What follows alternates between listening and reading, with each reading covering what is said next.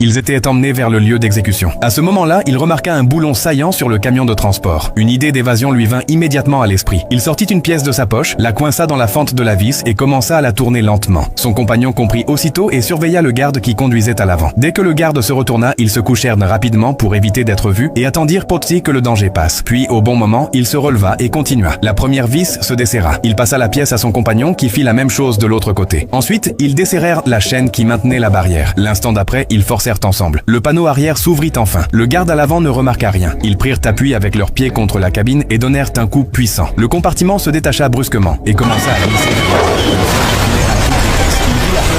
de son compagnon. Mais face à la liberté, il n'y avait pas de place pour l'hésitation. Après avoir glissé sur une certaine distance, ils étaient enfin libres. Mais les menottes au poignet restaient un problème. S'arrêter était impossible. Si le garde s'en rendait compte, il ferait demi-tour. Après réflexion, ils prirent une décision risquée. Ils soulevèrent le lourd compartiment et commencèrent à marcher dans le désert. Leurs forces s'épuisaient rapidement et il n'y avait pas d'eau. Quand ils atteignirent leur limite, ils dévalèrent une pente. La vitesse augmenta, le compartiment se retourna dans les airs et s'écrasa au sol. Par chance, ils atterrirent près de débris. Là, un vieux avion de la Seconde Guerre mondiale reposait silencieusement. En voyant les outils éparpillés, une idée lui vint. Avec